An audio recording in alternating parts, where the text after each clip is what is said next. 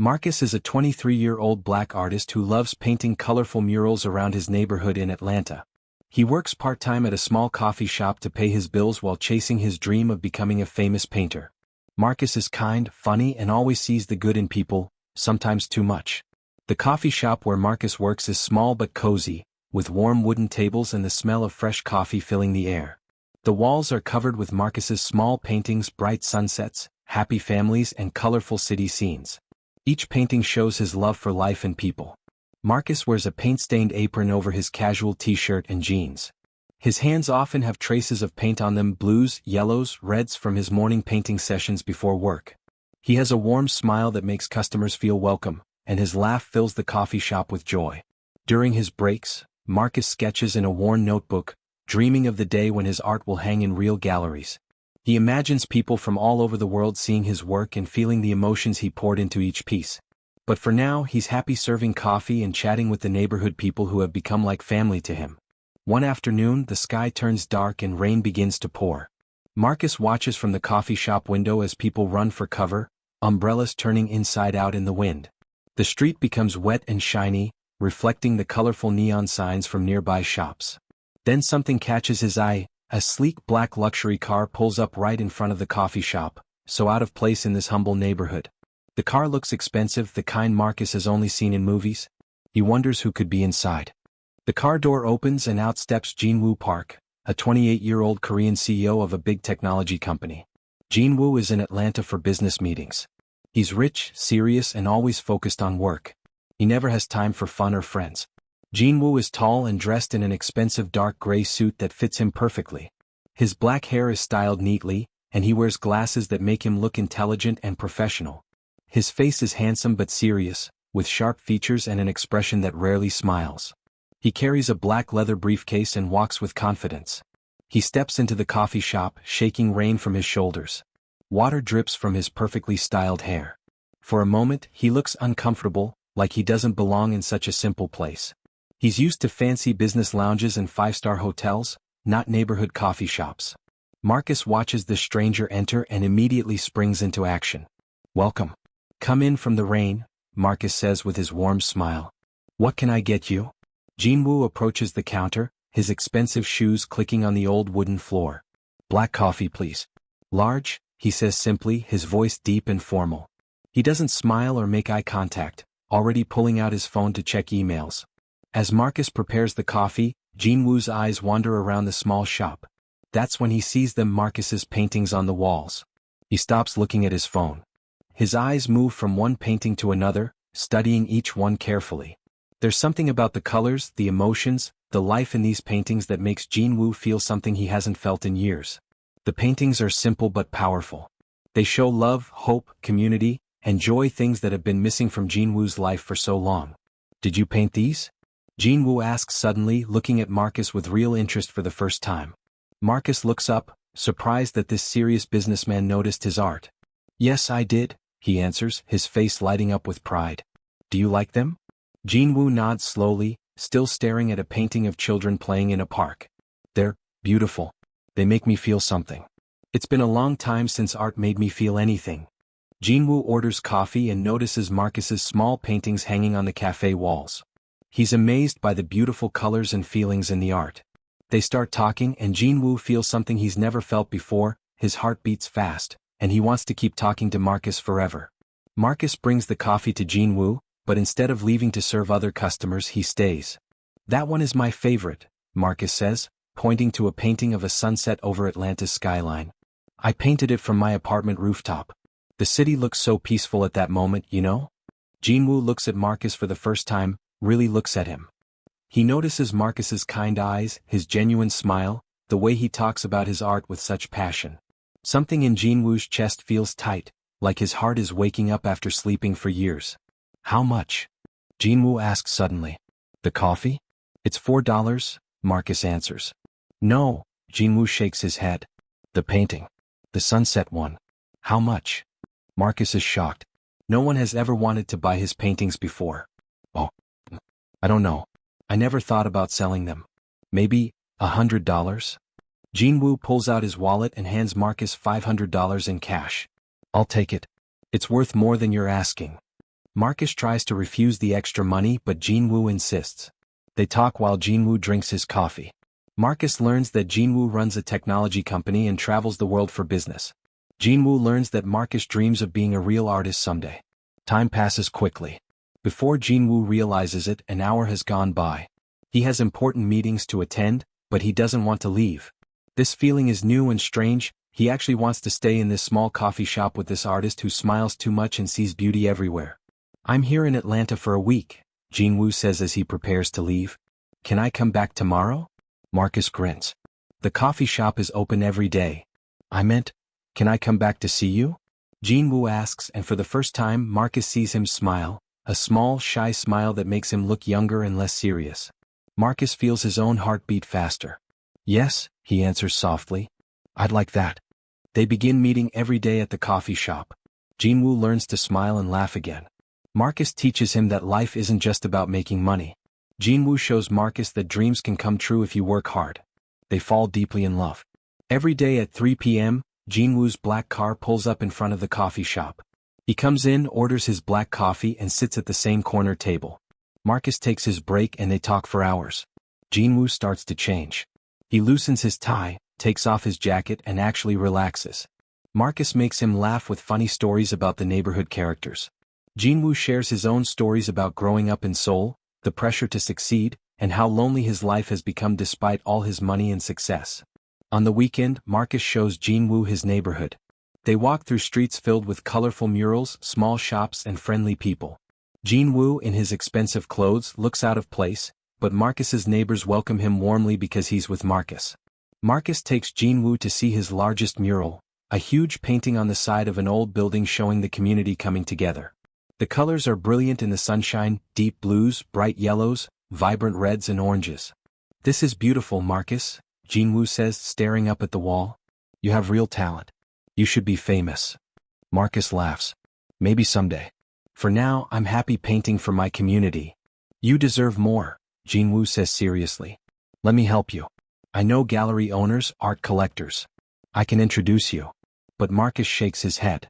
"I don't want success handed to me. I want to earn it." Then he smiles at Jin-woo. "But thank you for believing in me. That means more than any introduction." Jin-woo realizes something in that moment. He's falling in love. This kind, talented, humble artist has opened his heart in ways no one ever has. One evening after the coffee shop closes, Marcus and Jin-woo sit together in the empty shop. The sun sets outside, painting the sky in oranges and purples. Jin-woo reaches across the table and takes Marcus's paint-stained hand. "I've never felt like this before," Jin-woo admits quietly. "You make me want to be a better person. You make me want to actually live, not just work." Marcus squeezes his hand back. "You make me believe my dreams can come true. Not because of your money or connections but because you see me, really see me."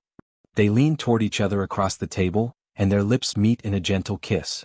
It's sweet and perfect, filled with all the feelings they've been holding inside. After 3 months, Jin-woo asks Marcus to move to Seoul, Korea with him. Marcus is scared to leave everything he knows, but love makes him brave. He says yes. Jin-woo promises to help Marcus open his own art gallery in Seoul. Everything seems perfect. 3 months have passed and Jin-woo's business in Atlanta is finished. He has to return to Seoul. The night before he's supposed to leave, Jin-woo asks Marcus to meet him at their favorite spot, the coffee shop where they first met. Marcus arrives to find the shop lit with candles. Jin-woo stands in the middle of the room looking nervous.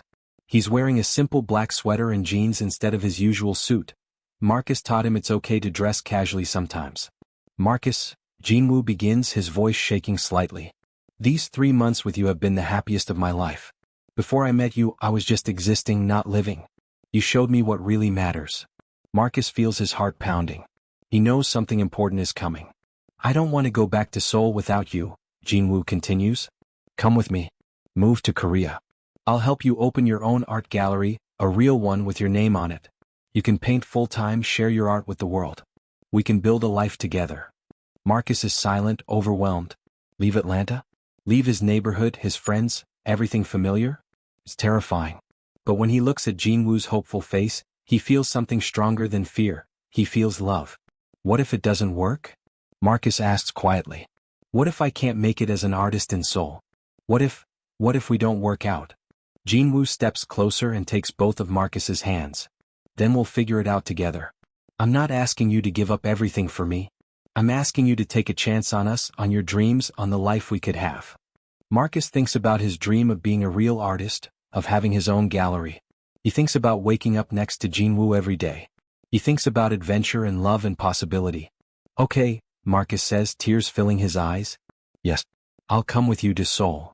Jin-woo's face breaks into the biggest smile Marcus has ever seen. He pulls Marcus into his arms and spins him around. They're both laughing and crying at the same time. I promise I'll take care of you, Jin-woo whispers. I promise to support your art, your dreams, everything. We're partners now. Marcus believes him completely. He trusts Jin-woo with his whole heart. Everything feels perfect, like a fairy tale coming true. They spend the rest of the night making plans when Marcus will arrive in Seoul, where he'll live, how they'll find the perfect space for his gallery. Jin-woo is excited to show Marcus his world, and Marcus is excited to start this new adventure. Marcus moves to Seoul and lives in Jin-woo's beautiful apartment. At first, everything is wonderful. Jin-woo introduces Marcus to his company and his friends. But then Marcus meets David, Jin-woo's American assistant who also works at the company. David seems friendly and helpful. Seoul is like nothing Marcus has ever seen. The city is huge, modern, and always moving. Tall glass buildings touch the sky, neon signs light up the streets at night, and millions of people rush everywhere. Jin-woo's apartment is on the top floor of a luxury building. It's all white walls, expensive furniture, and floor-to-ceiling windows showing the whole city. Marcus feels like he's living in a dream. Jin-woo is busy with work most days, but he makes time for Marcus every evening. They explore Seoul together, eating at street food markets, visiting ancient palaces, walking along the Han River. Marcus takes photos of everything, already imagining the paintings he'll create. One day Jin-woo brings Marcus to his company, a huge modern building filled with hundreds of employees. Everyone stares at Marcus, curious about their CEO's boyfriend. Jin-woo introduces Marcus proudly, holding his hand in front of everyone. This is Marcus, my partner, Jin-woo announces to his team. He's an incredible artist and he'll be opening his own gallery here in Seoul soon. Most people are polite and welcoming, but Marcus notices some whispers and strange looks. He tries to ignore them, focusing on Jin-woo's proud smile instead. That's when Marcus meets David. David is a 26-year-old American man who works as Jin-woo's personal assistant. He has light brown hair, blue eyes, and a friendly smile. He's wearing a sharp business suit and approaches Marcus with his hand extended. You must be Marcus. I've heard so much about you, David says warmly. Welcome to Seoul. If you need anything at all, just let me know. I know this city can be overwhelming for newcomers. Marcus shakes his hand, grateful for the friendly face. Thank you. I actually could use some help finding art supply stores. I want to start painting again. I'd love to help. David offers immediately. Jin-woo is always so busy with meetings. How about I show you around the city? I know all the best spots. Jin-woo nods approvingly. That's a great idea, David. Thank you for helping Marcus settle in. Marcus feels relieved. Making a friend in this huge, unfamiliar city will make everything easier. David seems so kind and helpful. What could go wrong? David offers to show Marcus around Seoul while Jin-woo is busy with work. They become friends. David helps Marcus learn Korean words and find art supplies. Marcus trusts David completely. Over the next few weeks, David becomes Marcus's guide to Seoul. While Jin-woo works long hours at the office, David takes Marcus to art supply stores, teaches him how to use the subway, and helps him practice Korean phrases. This is hello in Korean, 안녕하세요. David teaches Marcus as they walk through a busy market. And thank you is 감사합니다. Marcus repeats the words, laughing at his own pronunciation. This language is so hard. But I want to learn it properly. David shows Marcus the best neighborhoods for art galleries, introduces him to local artists, and even helps him find a perfect space for his future gallery. It's in a trendy area called Itaewon, with huge windows and white walls, perfect for displaying paintings. This is amazing, David, Marcus says, looking around the empty space with excitement. Thank you so much for helping me find it. That's what friends are for, David says with a smile. But there's something in his eyes, something Marcus doesn't notice. They have coffee together several times a week. David asks Marcus about his relationship with Jin-woo, and Marcus happily shares everything. He talks about how they met, how Jin-woo makes him feel, how much he loves him. David listens carefully, his smile never leaving his face. You two are so lucky to have found each other, he says. But inside, his heart fills with jealousy and anger. One afternoon, David helps Marcus buy painting supplies. They're laughing together when David's phone buzzes. It's a message from Jin-woo asking where he is. Tell him you're helping me, Marcus says. I'm sure he won't mind. David types back quickly, then puts his phone away. All good. Jin-woo is happy I'm taking care of you. Marcus feels grateful. I'm so glad we became friends, David. Moving to a new country was scary, but you've made it so much easier. David pats Marcus on the shoulder. You can trust me, Marcus. I'll always be here for you. But what Marcus doesn't know is that David has been hiding his true feelings. David has worked for Jin-woo for 3 years. He's watched Jin-woo from afar, developed feelings he never shared, dreamed of being more than just an assistant. When Jin-woo started talking about Marcus 3 months ago, David felt his heart break. When Jin-woo brought Marcus to Seoul, David's sadness turned to jealousy. And now, watching Marcus and Jin-woo so happy together, that jealousy is turning into something darker, a desire for revenge. But David has a secret. He's been in love with Jin-woo for years. He's angry and jealous that Jin-woo loves Marcus instead of him. David makes an evil plan to destroy their relationship. Late at night, alone in his apartment, David sits at his computer. His friendly smile is gone, replaced by a cold, calculating expression. He's been planning this for weeks and now it's time to act. David opens his laptop and starts creating fake documents. He's good with technology, he has to be as Jin-woo's assistant. He creates fake bank statements showing money missing from the company accounts. He doctors images to make it look like Marcus transferred the money to his own bank account. If I can't have Jin-woo, neither can you, David whispers to himself, his fingers flying across the keyboard. Next, David pulls out his phone. He has Jin-woo's phone password. Jin-woo trusts him completely and never thought to hide it. One evening when Jin-woo left his phone on his desk to attend a meeting, David had taken it. Now, David opens Jin-woo's messaging app and finds Marcus's contact. His hands shake slightly, not from nervousness but from excitement. He begins typing cruel messages, pretending to be Jin-woo. I never really loved you. You were just entertainment while I was in Atlanta. Did you really think someone like me would want to be with someone like you forever? You're just a simple artist. I'm a CEO. We were never equals. David sends the messages, then quickly deletes them from Jin-woo's phone so Jin-woo won't see what was sent. But the messages will still appear on Marcus's phone, making Marcus think Jin-woo sent them. David leans back in his chair, satisfied with his work. The fake financial documents are perfect. They'll convince anyone that Marcus stole money. The cruel messages will break Marcus's heart and make him doubt Jin-woo's love. Phase 1 complete, David says to himself with a dark smile. He thinks about tomorrow. He'll comfort Marcus when he receives the messages, pretend to be his friend while secretly destroying his relationship. Then when Marcus is gone, David will be there to comfort Jin-woo. Maybe, finally, Jin-woo will see that David is the one who truly understands him. David doesn't feel guilty. In his twisted mind, he's doing the right thing. Marcus doesn't deserve Jin-woo. Marcus is just an ordinary artist who got lucky. David has worked beside Jin-woo for 3 years, knows him better than anyone. They should be together. David steals Jin-woo's phone one night and sends mean messages to Marcus, pretending to be Jin-woo. The messages say that Jin-woo was only using Marcus for fun and never really loved him. David also takes money from the company and makes it look like Marcus stole it. Marcus is in the apartment painting when his phone buzzes. He's working on a canvas of the Seoul skyline, trying to capture the way the city lights reflect off the Han River at night. He's happy, humming to himself. He picks up his phone and sees messages from Jin-woo. That's strange. Jin-woo usually calls when he's working late. Marcus opens the messages and begins reading. His smile fades. His hands start to shake. I never really loved you. You were just entertainment while I was in Atlanta. Marcus reads it again, unable to believe what he's seeing. There must be a mistake. This can't be from Jin-woo. But it's his number, his contact name. Another message appears. Did you really think someone like me would want to be with someone like you forever? And another, you're just a simple artist. I'm a CEO. We were never equals. Marcus drops his paintbrush.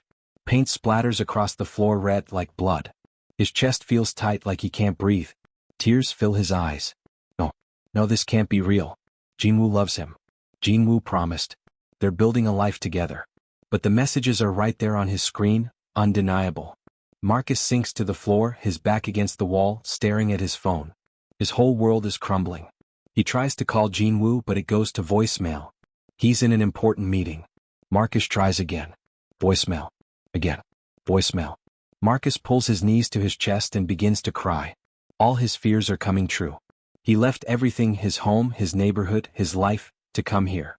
And for what? To be used and discarded? Hours pass. Marcus doesn't move from the floor. The paint on his canvas dries incorrectly, ruined. He doesn't care. What's the point of painting? What's the point of anything? His phone rings. It's David. Marcus? Hey, I just wanted to check on you. Are you okay? David's voice is full of fake concern. No, Marcus says, his voice broken. I'm not okay. What happened?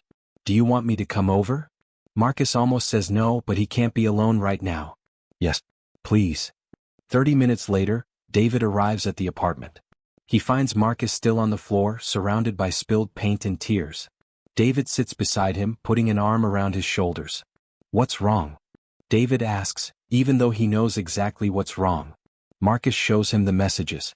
David reads them, his face showing perfect shock and sympathy. Oh Marcus, I'm so sorry. I can't believe Jin-woo would say these things. David lies smoothly. What if it's true? Marcus whispers. What if I was stupid to believe he really loved me? No, don't say that, David says, pulling Marcus closer. Inside he's smiling. His plan is working perfectly. When Jin-woo's business partners see the missing money, they blame Marcus. They tell Jin-woo that Marcus is a thief who only wanted his money. David shows Jin-woo fake evidence, pictures and papers he created to make Marcus look guilty. The next morning, Jin-woo arrives at his office to chaos. His business partners, 3 serious Korean businessmen in expensive suits, are waiting for him with angry expressions. We need to talk about the missing money, Mr. Kim, the oldest partner, says sternly. Jin-woo is confused. Missing money? What are you talking about? They show him the financial reports. 2 million won, about $15,000, is missing from the company accounts. The transactions show the money being transferred to an account under Marcus's name. This is impossible, Jin-woo says, staring at the documents. Marcus would never. The evidence is clear, another partner interrupts. Your American boyfriend has been stealing from the company. Jin-woo's mind races. The cruel messages he supposedly sent to Marcus. Messages he never actually sent but that Marcus confronted him about last night during their terrible argument. Now something is very wrong. But the evidence looks real. The bank statements, the transfer records, Marcus's account information. It's all there in black and white. David enters the office carrying more documents. I'm sorry, Jin-woo. I found these on Marcus's laptop when I was helping him set up his gallery website. He hands over printed emails that appear to show Marcus planning the theft. Jin-woo feels sick. He doesn't want to believe it, but everything points to Marcus. The messages, the money, the evidence, it's overwhelming. I trusted him, Jin-woo says quietly, his heart breaking. I brought him here. I gave him everything. Some people only want money, Mr. Kim says coldly. You need to handle this situation immediately. Either get the money back and send him away or we call the police. Jin-woo sits at his desk, putting his head in his hands. How could he have been so wrong about Marcus? The kind, sweet artist he fell in love with, was it all an act? Was David right to be suspicious all along? David stands in the corner, watching Jin-woo's pain with secret satisfaction. I'm so sorry, Jin-woo. I know you loved him. Jin-woo looks up, his eyes hard and cold, an expression Marcus has never seen before. Love. Past tense. He stands up, straightening his suit jacket. I'll handle this today. Jin-woo is confused and hurt. He doesn't know what to believe. In anger and pain, he tells Marcus to leave Korea and never come back. Marcus tries to explain that he didn't do anything wrong, but Jin-woo won't listen. Marcus's heart breaks into a million pieces. Jin-woo arrives at the apartment that evening. Marcus is in the kitchen making dinner, trying to act normal despite the horrible messages from yesterday. He's hoping they can talk, that Jin-woo can explain everything. Jin-woo, you're home early. I made your favorite. Marcus starts but stops when he sees Jin-woo's face. It's cold, distant, nothing like the warm, loving expression he's used to. We need to talk, Jin-woo says flatly. Marcus's stomach drops. Okay. About the messages you sent yesterday? Because I don't understand. I didn't send any messages, Jin-woo interrupts. But that's not why I'm here. The company is missing money, Marcus. 2 million won. And all the evidence points to you. Marcus feels the world spinning. What? I would never steal from you, Jin-woo, you know me? Jin-woo throws the documents on the kitchen counter. Bank statements, transfer records, emails, all with Marcus's name on them. Do I? Because all of this says I don't know you at all. This isn't real. Marcus picks up the papers with shaking hands. I've never seen these before. Someone is lying to you. The evidence doesn't lie, Jin-woo says coldly. My partners want to call the police. The only reason they haven't is because I asked them to let me handle it privately. Tears stream down Marcus's face. How can you believe this? How can you think I would do this to you?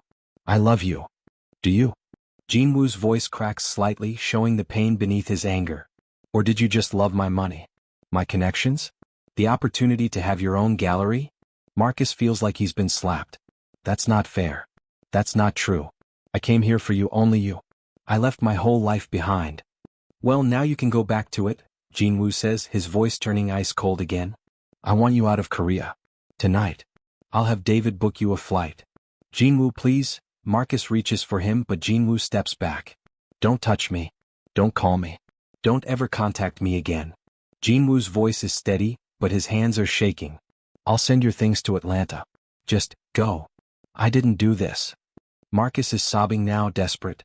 Please, you have to believe me. Someone is setting me up. Jin-woo, please. But Jin-woo has already turned away, staring out the window at the Seoul skyline, his back rigid. David is waiting downstairs to take you to the airport. Goodbye, Marcus. Marcus stands there for a moment, hoping Jin-woo will turn around, will look at him, will see the truth in his eyes. But Jin-woo doesn't move. Finally, with his heart shattered into pieces, Marcus grabs his backpack and walks to the door. He takes one last look at Jin-woo's back, at the apartment that was supposed to be their home, at the life that's being ripped away from him. I love you, Marcus whispers. And I didn't do what you think I did. Jin-woo doesn't respond. Marcus closes the door behind him and walks away from everything. Marcus returns to Atlanta with nothing, no money, no gallery, and worst of all, no Jin-woo. He feels embarrassed and stupid for trusting in love. He stops painting because everything reminds him of Jin-woo. Marcus's apartment in Atlanta is tiny and dark. After living in Jin-woo's luxury penthouse, coming back here feels like falling into a hole. The walls are bare. He took all his paintings with him to Seoul and they're still there, abandoned like he was. He doesn't unpack his backpack. He just drops it by the door and collapses onto his old couch. The cushions are worn and lumpy. Everything smells stale. For days, Marcus doesn't leave the apartment. He doesn't answer calls from his friends asking where he's been. He doesn't go to the coffee shop where he used to work. He just lies on the couch, staring at the ceiling, replaying everything in his mind. How did it all go so wrong? One day he was happy, in love, planning his future. The next day he was accused of being a thief and thrown out of the country like trash. The worst part is that Jin-woo believed it. Jin-woo didn't even hesitate. After everything they shared, Jin-woo chose to believe documents over Marcus's words. That hurts more than anything else. Marcus looks at his hands, the hands that used to create beautiful paintings. Now they just feel empty. He has no desire to paint. Every color reminds him of Jin-woo. The blues of the Seoul sky. The gold of the sunset they watched together. The red of the love he thought they had. His phone ring. Constantly. His neighbor Mrs. Johnson worried about him. His friend Carlos from the coffee shop asking if he wants his old job back. But Marcus ignores them all. He feels stupid. Stupid for believing that a CEO could really love a poor artist. Stupid for leaving his whole life behind. Stupid for trusting that love could be real and lasting. Days turn into weeks. Marcus loses weight. His apartment becomes messy with unwashed dishes and dirty clothes. He barely eats, just orders cheap food when he gets too hungry to ignore. Sometimes he opens his phone and looks at pictures of him and Jin-woo together. Jin-woo smiling, something he rarely did before Marcus. Jin-woo with paint on his expensive suit from hugging Marcus after a painting session.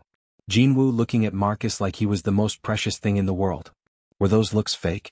Was everything a lie? Marcus doesn't know anymore. He doesn't know anything anymore. Back in Atlanta, Marcus falls into deep sadness. He doesn't leave his small apartment for weeks. But his best friend Simone refuses to let him give up on life. She reminds him that he is strong and talented, with or without Jin-woo. The pounding on Marcus's door is loud and insistent. He tries to ignore it, pulling a pillow over his head. Marcus Johnson, I know you're in there. Open this door right now. It's Simone. Marcus's best friend since childhood. He hasn't seen her since he left for Seoul 4 months ago. Go away, Simone, Marcus calls out weakly. Absolutely not. I will break down this door if I have to. Marcus knows she means it. Slowly he drags himself off the couch and opens the door. Simone is a 24-year-old black woman with beautiful dark skin, natural curly hair pulled into a high puff, and wearing a bright yellow dress that seems to bring sunshine into the dark apartment.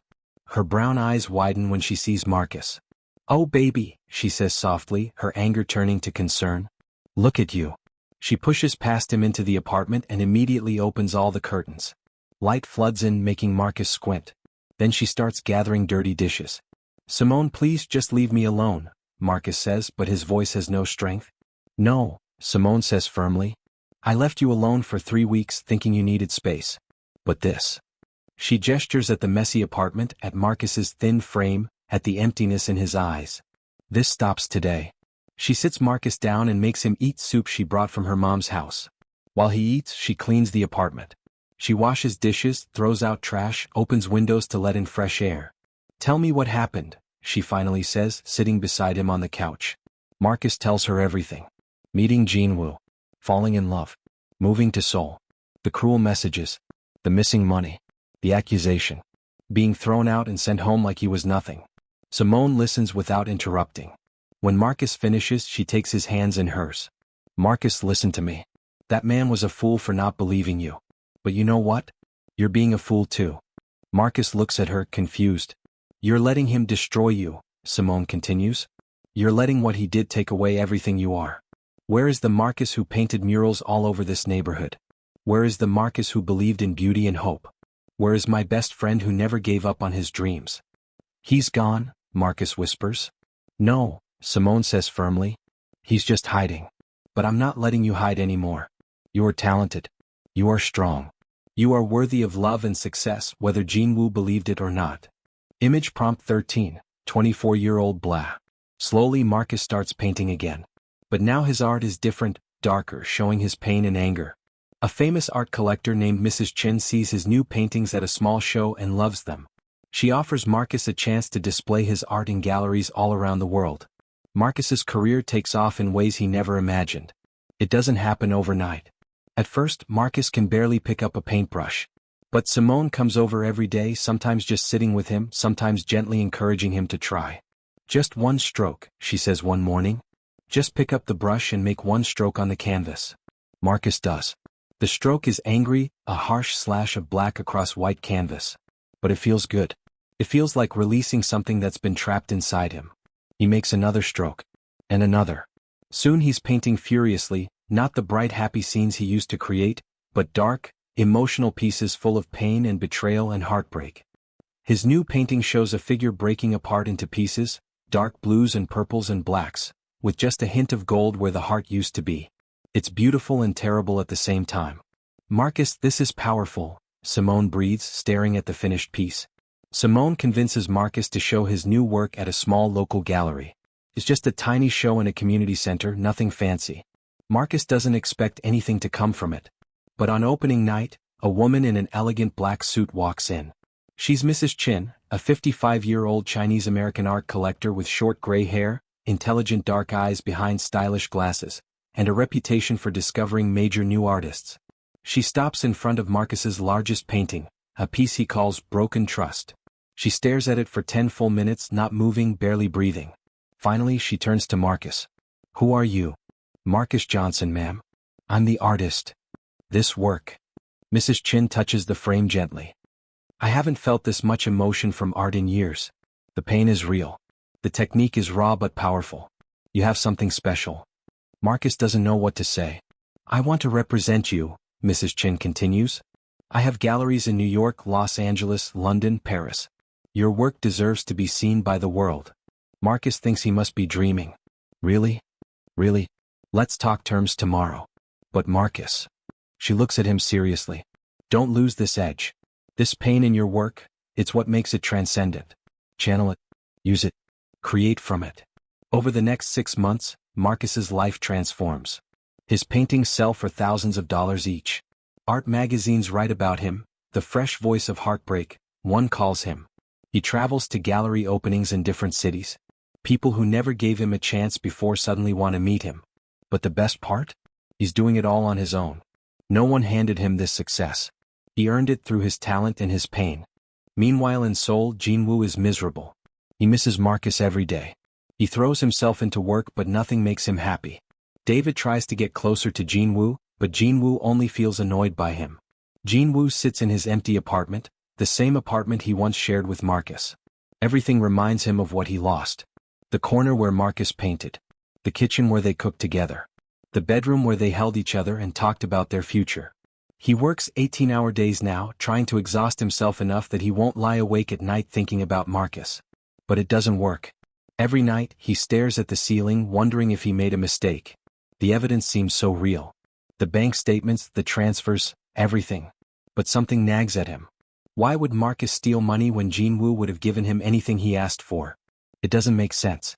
David is always around now, bringing Jin-woo coffee, working late with him, offering to cook dinner. Jin-woo knows David is trying to be supportive, but for some reason, David's presence irritates him more every day. "You should eat something," David says one evening, putting takeout on Jin-woo's desk. "I'm not hungry." "You haven't eaten all day, Jin-woo. You need to take care of yourself." "I'm fine, David." Jin-woo's voice is sharp. "You can go home now." David's face falls. "I'm just trying to help. I know you're hurting after what Marcus did." "Don't say his name," Jin-woo snaps. Hearing Marcus's name from David's mouth makes him feel sick for some reason he can't explain. David backs away, hands raised. "Sorry? I'll see you tomorrow." After David leaves, Jin-woo opens his desk drawer and pulls out a small painting. It's the first one he bought from Marcus, the sunset over Atlanta. He's kept it in his office, hidden away, unable to throw it out but unable to look at it. Now he stares at it. The colors are so bright, so full of hope and joy. This is the Marcus he fell in love with, the artist who saw beauty everywhere, who made Jin-woo believe in happiness again. Could that person really be a thief and a liar? Jin-woo's phone buzzes. It's an Instagram notification. Without thinking, he opens it. Someone has tagged a photo of Marcus at an art gallery opening in New York. Jin-woo's heart stops. Marcus looks different. He's wearing a stylish black suit, his hair is cut differently, and he's standing next to a huge painting, dark and emotional and powerful. He looks confident, successful, healed. Jin-woo reads the caption. Rising star Marcus Johnson debuts stunning new collection. His raw emotion captivates the art world. Marcus made it. He became the successful artist he always dreamed of being. Without Jin-woo's help. Without his gallery. On his own. Jin-woo feels proud and heartbroken at the same time. He zoomed in on Marcus's face in the photo. There's something in his eyes, strength maybe, or sadness, or both. "I miss you," Jin-woo whispers to the photo. "God, I miss you so much." One night, Jin-woo accidentally finds David's personal laptop left open at the office. He sees files with Marcus's name on them. When he opens them, he discovers all of David's lies, the fake messages, the false evidence, everything. Jin-woo realizes the horrible truth. He destroyed the love of his life because he believed a liar. Jin-woo is working late again, alone in the office. It's past midnight. Everyone has gone home except him. He can't sleep anyway, so he might as well work. He goes to the break room to make coffee and notices David's laptop sitting on the table, still open. David must have forgotten it when he left hours ago. Jin-woo doesn't mean to snoop. He's just going to close it and leave it for David to get tomorrow. But as he reaches for the laptop, he sees a folder name on the screen, Marcus _ evidence. His hand freezes. Why would David have a folder with Marcus's name on it? Jin-woo knows he shouldn't look. It's an invasion of privacy. But something pulls him to click on that folder. Inside are dozens of files. Photo editing software. Document templates. And detailed instructions David wrote to himself about how to frame Marcus. Jin-woo's blood turns cold. He opens file after file, his hands shaking. There are the original bank statements, before David doctored them to add Marcus's name. There are screenshots of messages David sent from Jin-woo's phone, messages Jin-woo never wrote. There are notes about how to make the theft look real, how to time everything perfectly, how to destroy Marcus and Jin-woo's relationship.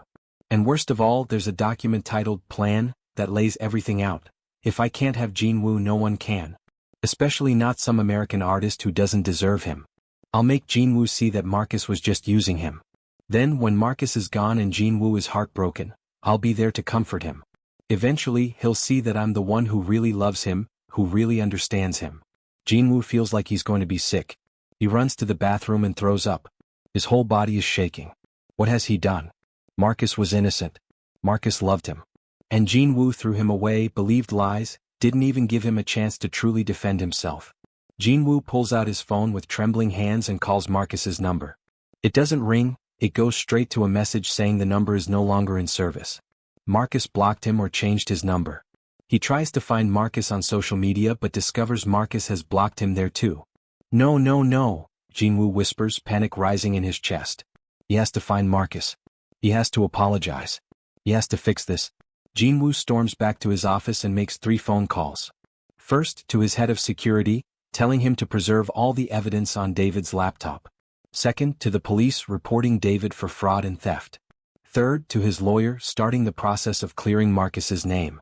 Then Jin-woo pulls up David's contact information. He calls him, his voice shaking with rage. Jin-woo? It's so late, is everything? You lied to me, Jin-woo says, his voice deadly quiet. You destroyed the person I love. You framed an innocent man. You betrayed my trust. There's silence on the other end. Then David's voice, panicked. I can explain. Don't bother. The police are on their way to your apartment. You're finished, David. And I will make sure you pay for what you did to Marcus, to me, to all of us. Jin-woo hangs up. Then he opens his computer and books the next flight to Atlanta. He doesn't care that it's the middle of the night. He doesn't care that Marcus probably won't want to see him. He has to try. He has to beg for forgiveness. He has to make this right. Jin-woo immediately fires David and calls the police to report what David did. Then Jin-woo flies to Atlanta to find Marcus and beg for forgiveness. The flight to Atlanta feels endless. Jin-woo can't sit still. He keeps replaying everything in his mind, every moment with Marcus, every word of their last conversation, the look of betrayal and hurt in Marcus's eyes when Jin-woo told him to leave. How could he have been so blind? How could he have trusted David's fake evidence over the person he loved? Jin-woo doesn't sleep on the 15-hour flight. He just stares out the window watching the clouds and thinks about what he'll say to Marcus. Will Marcus even listen? Will he slam the door in Jin-woo's face? Jin-woo would deserve that. When the plane finally lands in Atlanta, Jin-woo doesn't even go to a hotel. He gets his rental car and drives straight to Marcus's old neighborhood, using the address from Marcus's visa application. It's early morning. The sun is just rising, painting the sky in soft pinks and oranges. Jin-woo remembers Marcus painting this, the Atlanta sunrise. It's different from Seoul, Marcus had told him. Warmer somehow. Like the city is waking up with a smile.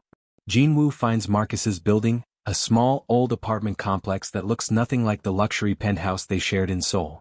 His heart aches thinking about Marcus coming back here after everything, alone and heartbroken. He climbs the stairs to the 3rd floor and stands in front of apartment 3C.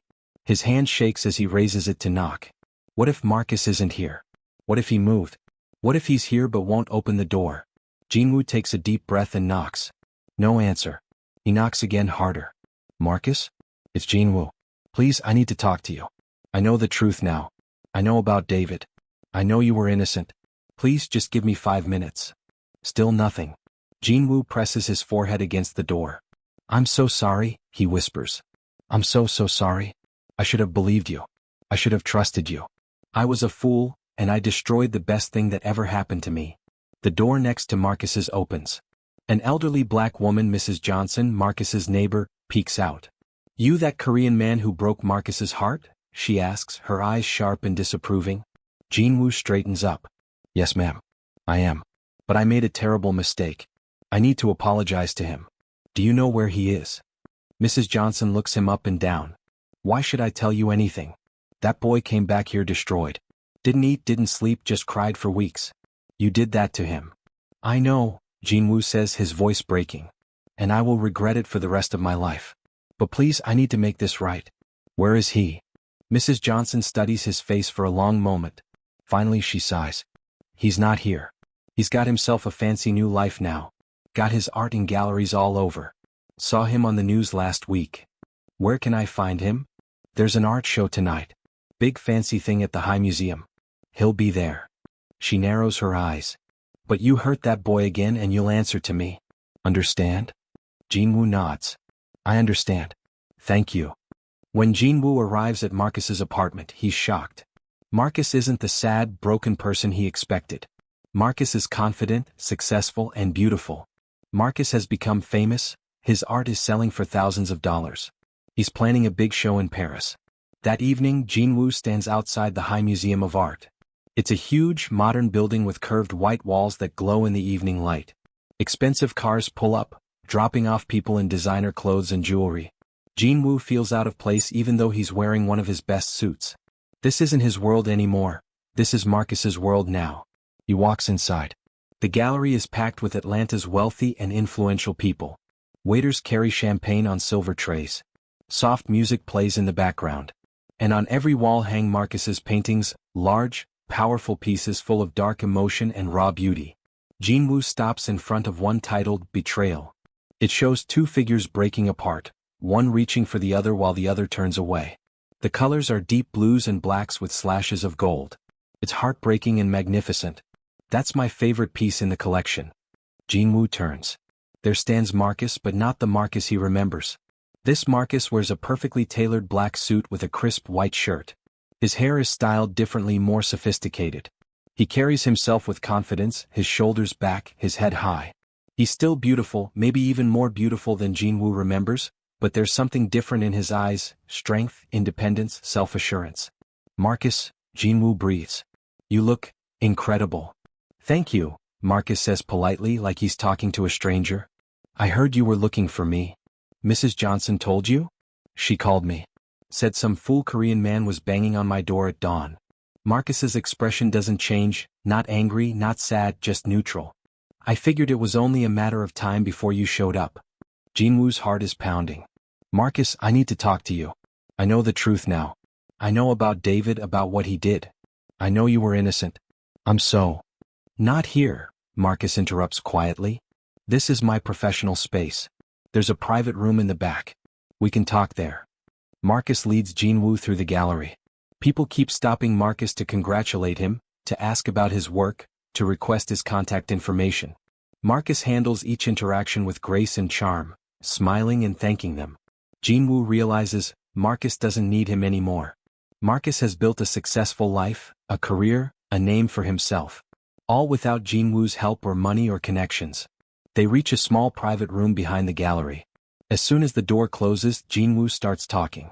Marcus, I'm so sorry. I should have believed you. I should have trusted you. David manipulated everything, the messages, the bank statements, all of it. I found the evidence on his laptop. He's been arrested. I've cleared your name completely. I was wrong, so wrong, and I... Stop. Marcus holds up his hand. His voice is calm but firm. Jin-woo, I already know all of this. Jin-woo looks confused. You know? David confessed everything after he was arrested. The police contacted me weeks ago. They apologized on behalf of your company. They offered me compensation. Marcus's eyes meet Jin-woo's. I turned it down. I don't want money from you or your company. I don't need it. Jin-woo apologizes with tears in his eyes. He explains everything about David's lies and begs Marcus for another chance. But Marcus is strong now. He doesn't fall into Jin-woo's arms. Instead, Marcus looks at Jin-woo and says, You didn't trust me. You chose to believe lies instead of believing in our love. That hurt more than anything David did. This is Marcus's revenge, not anger or cruelty, but showing Jin-woo that he doesn't need him anymore. The silence in the room is heavy. Jin-woo stares at Marcus, tears forming in his eyes. So you knew, Jin-woo says quietly. You knew I discovered the truth and you didn't contact me. Why would I? Marcus asks, his voice steady. You made your choice 6 months ago, Jin-woo. You chose to believe fake documents over the person you claimed to love. I was wrong. Yes, you were, Marcus interrupts. But it's more than that. You didn't even hesitate. You didn't investigate. You didn't give me a chance to truly defend myself. You saw some papers and immediately believed the worst about me. Jin-woo's tears start falling. I was hurt. The messages, the evidence, it all seems so real. I was hurt too. For the first time, emotion cracks through Marcus's calm exterior. I gave up everything for you. My home, my friends, my life. And the moment things got difficult, you threw me away like I was nothing. You were everything to me, Jin-woo sobs. You are everything to me. Marcus shakes his head. No. I was something convenient. I was the artist who made you feel things, who made you smile, who made your life more colorful. But when it came down to it, you didn't really know me. Because if you knew me, really knew me, you would have known I could never betray you. I'm sorry, Jin-woo whispers, dropping to his knees. Please, Marcus. I love you. Give me another chance. I'll do anything. Marcus looks down at Jin-woo kneeling before him. Part of him wants to pull Jin-woo up, to forgive him, to fall into his arms and forget everything. But he's not that same trusting, naive artist anymore. Do you know what the worst part was? Marcus asks quietly. It wasn't being accused of theft. It wasn't being sent away. It was realizing that you never really trusted me. Trust is the foundation of love, Jin-woo. Without it, there's nothing. I trust you now, Jin-woo pleads. Now, Marcus repeats. After you found proof. After the police confirmed it. But what about next time? What happens when something else seems wrong? Will you believe me then, or will you believe the evidence? Jin-woo has no answer. They both know Marcus is right. Marcus takes a deep breath. Look at me, Jin-woo. Really look at me. Jin-woo looks up, his face wet with tears. I'm not broken anymore, Marcus says. I was for a long time. I wanted to die when I came back here. But I survived. I grew. I became stronger. I built a career that's mine, not something you gave me but something I earned. I don't need you to be happy anymore. These words hit Jin-woo like physical blows. This is Marcus's revenge, not cruelty or anger, but showing Jin-woo exactly what he lost. Showing him that Marcus didn't just survive without him. Marcus thrived. So that's it? Jin-woo asks, his voice broken. You'll never forgive me? Marcus is quiet for a long moment. I didn't say that. But as they talk through the night, sharing tears and truth, Marcus realizes something important. Holding on to anger won't make him happy. Jin-woo made a terrible mistake, but he's truly sorry. And Marcus still has love in his heart, even though it's buried under pain. Marcus tells Jin-woo, I forgive you, but trust takes time to rebuild. If you really love me, you'll be patient. You'll prove that you've changed. Jin-woo looks up at Marcus with desperate hope in his eyes. What do you mean? Marcus sits down in a chair across from Jin-woo, creating some distance between them. He needs space to think clearly. All night, I've been standing here feeling powerful because I don't need you, Marcus begins slowly. And that's true, I don't need you to survive or be successful. But... He pauses, struggling with the words. But what? Jin-woo whispers. But I realized something while watching you cry, Marcus continues. Holding on to anger isn't making me happy. It's making me hard. It's making me bitter. And I don't want to be that person. Marcus looks at his own hands, the hands that create art, that pour emotion onto canvas. My best friend Simone told me something when I was at my lowest. She said, don't let what he did take away who you are. And who I am, who I've always been, is someone who believes in second chances. Someone who sees the good in people. Marcus. Let me finish, Marcus says gently but firmly. What you did was wrong. Unforgivable even. You hurt me in ways I'm still healing from. But I also know that David manipulated you. He knew exactly how to make those lies look real. And I know that you loved me, maybe you still do. Jin-woo nods frantically. I do. I love you so much. Love isn't enough though, Marcus says. Love without trust is just words. Pretty feelings that fall apart when tested. So what are you saying? Jin-woo asks, afraid to hope. Marcus takes a deep breath. I'm saying, I forgive you. Jin-woo's face floods with relief and joy, but Marcus holds up his hand. But forgiveness doesn't mean we go back to how things were, Marcus continues. That relationship is gone. It died the day you told me to leave. If there's going to be anything between us again, it has to be something new. Something built on real trust this time. Anything, Jin-woo says immediately. I'll do anything.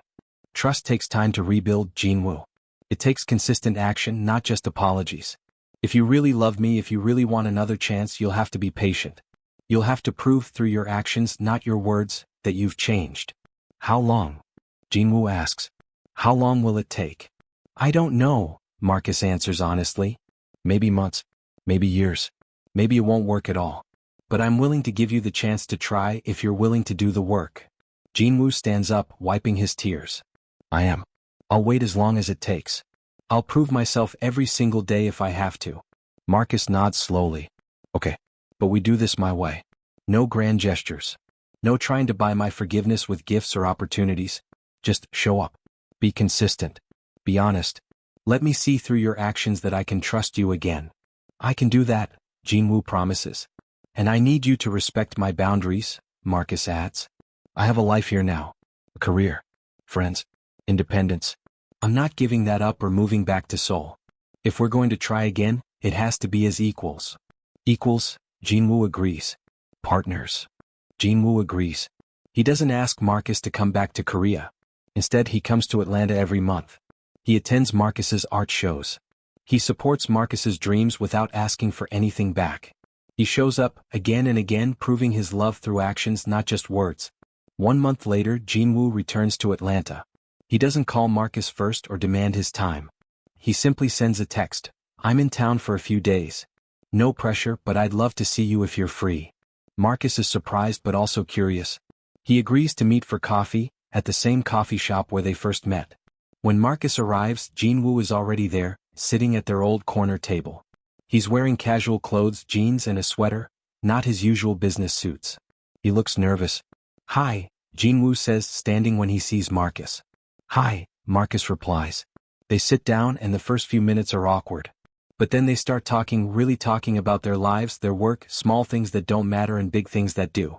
Jin-woo tells Marcus about restructuring his company after David's betrayal, about going to therapy to understand why he was so quick to believe lies, about learning to value people over profit. Marcus tells Jin-woo about his upcoming show in Los Angeles, about reconnecting with his neighborhood, about finding himself again through his art. Jin-woo doesn't ask Marcus to forgive him. He doesn't ask if they can be together. He just listens, supports, and shows genuine interest in Marcus's life. This becomes their pattern. Every month, Jin-woo flies to Atlanta. Sometimes they meet for coffee. Sometimes Jin-woo comes to Marcus's art shows, standing in the back of the gallery, not demanding attention but just being there to support Marcus's success. Jin-woo never shows up empty-handed, but his gifts are thoughtful, not expensive, a book about art Marcus mentioned wanting to read, a plant for Marcus's apartment because Marcus said he wanted to learn to keep something alive, a recording of rain sounds because Marcus once said he painted best when it rained but Atlanta was in a dry season. Marcus watches Jin-woo carefully during these months. He watches how Jin-woo treats other people, waiters, Uber drivers, random strangers. He watches how Jin-woo talks about his work, no longer consumed by it but finding balance. He watches how Jin-woo respects Marcus's boundaries, never pushing for more than Marcus is ready to give.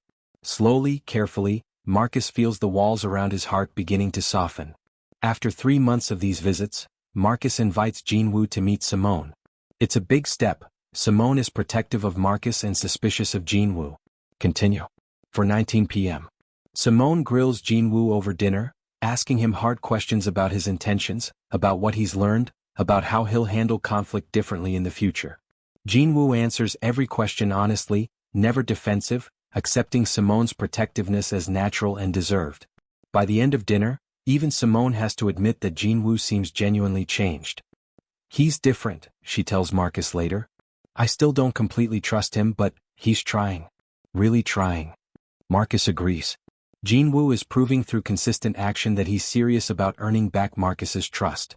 After 1 year of Jin-woo proving himself, Marcus finally feels ready to trust again. 6 months pass. Jin-woo continues his monthly visits without fail. When Marcus has a major gallery opening in New York, Jin-woo is there. When Marcus is sick with flu and mentions it casually in a text, Jin-woo shows up at his door the next day with soup and medicine, takes care of him, and leaves without expecting anything in return. Marcus's heart is healing. The pain is still there, scars don't disappear, but it's different now. The sharp, cutting pain has become something softer, something that doesn't control him anymore. One evening, after 8 months of Jin-woo's consistent presence and patience, Marcus and Jin-woo are walking through Piedmont Park in Atlanta. The sunset is painting the sky in oranges and purples, the same colors from Marcus's first painting that Jin-woo bought. I've been thinking, Marcus says suddenly. About what? Jin-woo asks, his hands in his pockets, not reaching for Marcus even though he wants to. About us. About trust. About second chances. Jin-woo's heart starts beating faster, but he keeps his voice calm. And? Marcus stops walking and turns to face Jin-woo. You've kept every promise you made. You've been patient. You've respected my boundaries. You've shown me through your actions that you're different now. I am different, Jin-woo says softly. You changed me. Losing you changed me. I'll never make that mistake again. I know, Marcus says and realizes he means it. I believe you. Jin-woo's eyes fill with tears. You do? Yes. Marcus reaches out and takes Jin-woo's hand, The first time he's initiated physical contact since that night at the gallery. I trust you again. It's not complete yet, not 100%, but it's real. It's growing. And I think I'm ready to try again. Really try.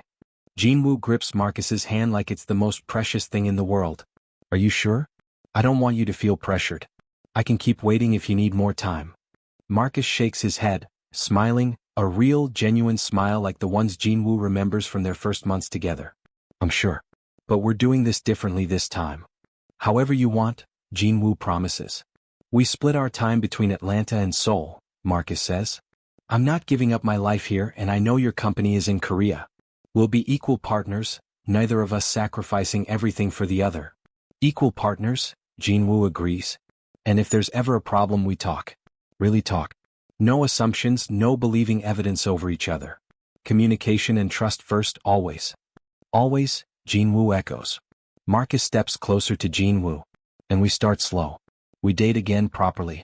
We rebuild what we had into something stronger. I would like that very much, Jin-woo whispers. They stand there in the park as the sun sets, holding hands, both with tears in their eyes, but this time they're tears of hope, not pain. Can I kiss you? Jin-woo asks softly. Marcus nods. Yes. The kiss is gentle and sweet, full of promise and second chances. It's not the passionate, desperate kiss of new love, it's something deeper. It's the kiss of two people who know pain, who know loss, who know the value of what they're choosing. When they pull apart, both are smiling. I love you, Marcus, Jin-woo says. I never stopped. I love you too, Marcus replies. And this time we're going to do it right. Over the next 4 months, Marcus and Jin-woo rebuild their relationship carefully, intentionally. They go on actual dates, movies, dinners, walks, museums. They talk about everything, their fears, their dreams, their scars. Jin-woo tells Marcus about the therapy he's been in, about learning that his quick judgment of Marcus came from childhood trauma. His father's business had been destroyed by a trusted partner who embezzled money, leaving the family bankrupt. When the evidence appeared about Marcus, Jin-woo's old fears had taken over his reason. I'm working on it, Jin-woo explains.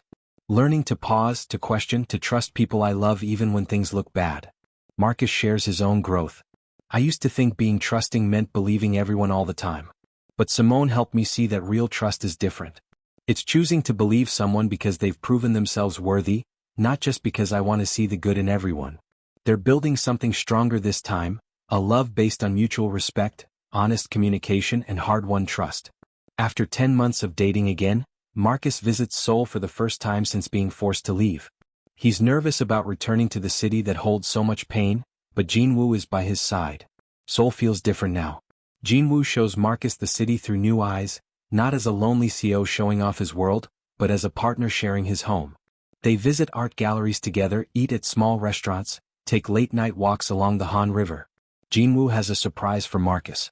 He takes him to a beautiful building in Itaewon, the same neighborhood where they originally planned Marcus's gallery. What is this? Marcus asks. Your gallery, Jin-woo says. I've been paying the rent on it this whole time, keeping it ready.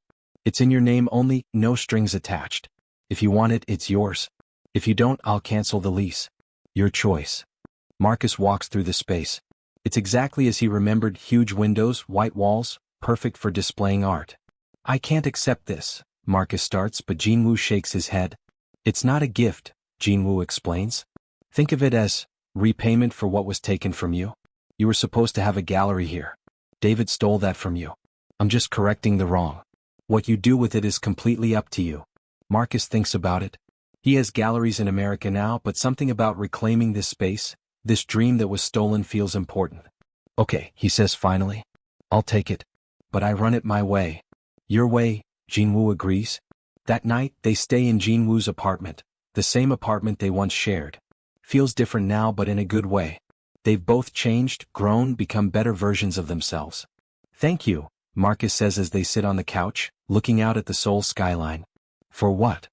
For being patient. For doing the work. For proving that people can change. Jin-woo pulls Marcus close. Thank you for giving me another chance. For trusting me again. I know how hard that was. They sit in comfortable silence, both knowing they've come so far from that terrible night of betrayal and heartbreak. At Marcus's big art show in Paris, surrounded by his beautiful paintings, Jin-woo gets down on one knee and asks Marcus to marry him, not with demands or promises, but with humble hope. 1 year after their reconciliation, Marcus's career reaches a new height. He's invited to showcase his work at a prestigious gallery in Paris. It's one of the most important moments of his artistic career. The gallery is stunning, a historic building on the left bank with high ceilings and marble floors. Marcus's paintings hang on every wall, and the gallery is packed with art collectors, critics, and enthusiasts from around the world. Jin-woo is there, of course. He's attended every major show of Marcus's over the past year. But tonight he seems nervous, checking his watch, shifting his weight from foot to foot. "You okay?" Marcus asks during a quiet moment. "Perfect," Jin-woo says, but his voice is shaky. The gallery owner, Madame Dubois, makes a speech about Marcus's incredible talent and the emotional depth of his work. She calls Marcus one of the most exciting young artists of our generation. Marcus gives his own speech, thanking everyone who supported him. He talks about his journey, the pain, the healing, the growth. He doesn't mention Jin-woo by name, but his eyes find Jin-woo in the crowd when he talks about second chances and forgiveness. After the formal speeches, as the crowd mingles and enjoys champagne, Jin-woo asks Marcus to step outside with him. They walk onto a small balcony overlooking the Seine River. The Eiffel Tower sparkles in the distance. The night is beautiful and clear. "Marcus," Jin-woo begins, taking Marcus's hands. "2 years ago I made the biggest mistake of my life. I let you go. I chose to believe lies instead of trusting in our love. And I almost lost the best thing that ever happened to me." Marcus's heart starts beating faster. He knows what's coming.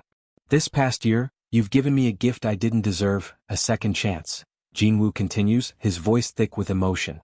"You've watched me prove myself. You've let me earn back your trust. You've taught me what real love means, not the easy, passionate love of new relationships, but the deep, committed love that survives pain and comes out stronger." Jin-woo drops to one knee, pulling a small box from his pocket. He opens it to reveal a simple, elegant ring, not flashy or expensive looking, but clearly chosen with thought and care. "I'm not asking you to give up anything for me," Jin-woo says. "I'm not making promises I might not keep. I'm not demanding anything. I'm just asking humbly, hopefully, will you marry me? Will you build a life with me as true equals, as partners, as people who choose each other every single day?" Marcus's eyes fill with tears. He looks at Jin-woo kneeling before him, at the ring, at the hope and love in Jin-woo's eyes. "Yes," Marcus says, tears streaming down his face. "Yes, I'll marry you." Jin-woo stands up, hands shaking as he slides the ring onto Marcus's finger. Then they kiss, a kiss full of joy, relief, and the promise of a future together. They return to the gallery, and Simone, who flew to Paris for the show, immediately notices the ring. She squeals with delight and hugs both of them. "About time," she laughs. "I was wondering when you two would figure it out." Mrs. Chin, Marcus's art dealer, raises her champagne glass in a toast. To Marcus, brilliant artist and apparently newly engaged man. The whole gallery celebrates with them. But the best moment comes later that night, when they're alone in their hotel room, and Marcus looks at the ring on his finger. "We did it," he says softly. "We actually made it work." "We did," Jin-woo agrees, pulling Marcus close.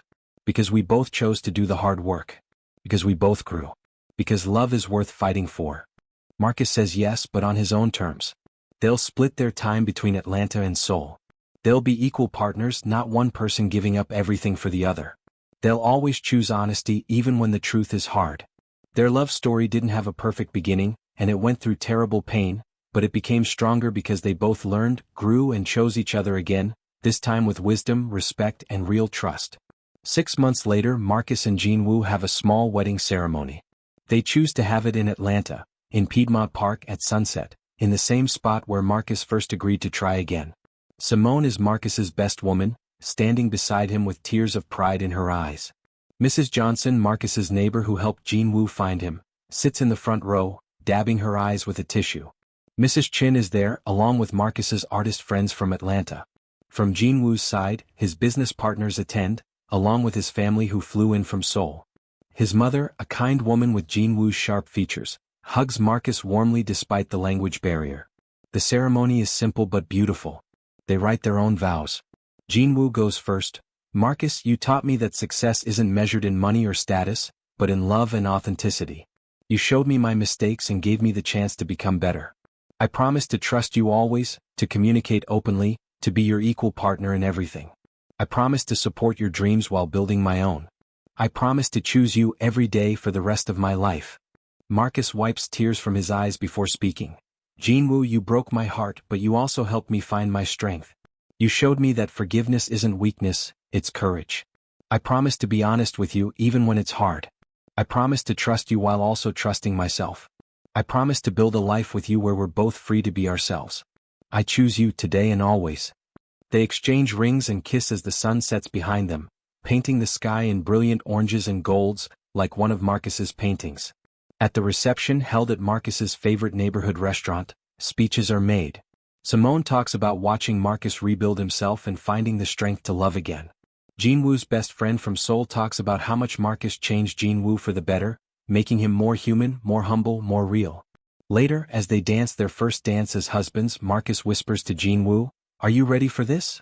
Splitting time between two countries, juggling two careers, building a life together." "I've never been more ready for anything," Jin-woo replies. And he means it.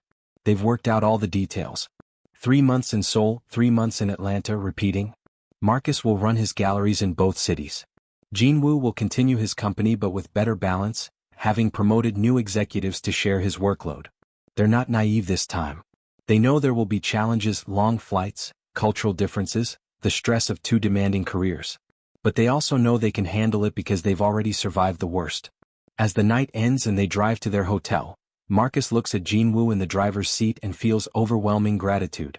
Not just for Jin-woo but for the journey, the pain that made them stronger, the separation that taught them independence, the forgiveness that freed them both.